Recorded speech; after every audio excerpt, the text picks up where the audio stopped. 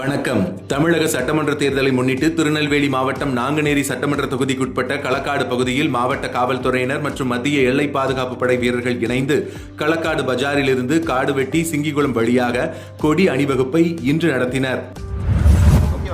திருநெல்வேலி மாவட்டத்தில் சட்டம் மற்றும் ஒழுங்கு காவலர்களின் ஒழுங்குமுறை மற்றும் உடல் தகுதியை மேம்படுத்தும் நோக்கில் வாரந்தோறும் கவாத்து பயிற்சி நடைபெற்று வருகிறது. இதன் ஒரு பகுதியாக மாவட்ட காவல் கண்காணிப்பாளர் டாக்டர் வி பிரசன்னகுமார் IPS அவர்கள் இன்று சேரன் மகாதேவி, அம்பாசமுத்திரம் மற்றும் தாழையுத்து உட்கோட்டங்களில் நடைபெற்ற கவாத்து பயிற்சியை நேரில் சென்று ஆய்வு மேற்கொண்டார். அப்போது காவலர்களுக்கு கைது செய்யப்படும் நபர்களை காவல் நிலையத்தில் கையாளும் போது பின்பற்ற வேண்டிய விதிமுறைகள் குறித்து விளக்கி கூறியதுடன் வாகன தணிக்கையின் போது மேற்கொள்ள வேண்டிய நடைமுறைகள் குறித்தும் கூறினார்.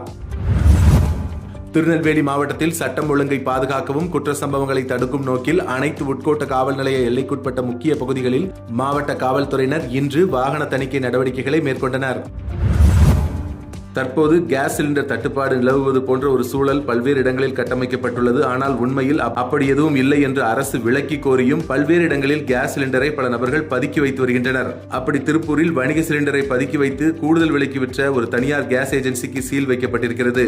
சிலிண்டர் தட்டுப்பாட்டை அடுத்து பதுக்கலை தடுக்க எஸ்மா சட்டத்தை மத்திய அரசு அமல்படுத்தியுள்ள நிலையில் தொடர்ந்து இதுபோன்று செய்பவர்கள் மீது கடும் நடவடிக்கை எடுக்கப்படும் என்று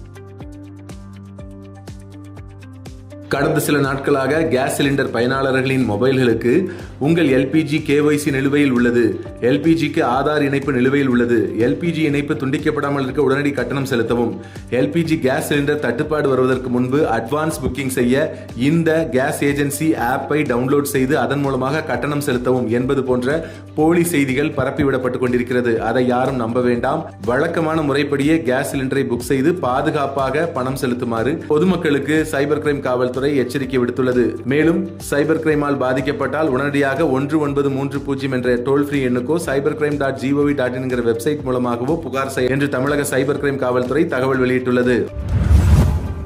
உங்கள் பகுதிகளில் நடக்கும் செய்திகளையும் எங்களுக்கு அனுப்பலாம். திரையில் தெரியும் நம்பருக்கு வீடியோவாகவோ புகைப்படமாகவோ அனுப்பி அந்த செய்தி பற்றிய தகவலையும் பகிரவும். மீண்டும் நாளை செய்திகளில் சந்திப்போம். இந்த வீடியோ பிடிச்சிருந்தா லைக் பண்ணுங்க, கமெண்ட் பண்ணுங்க, உங்க நண்பர்களோட ஷேர் பண்ணுங்க.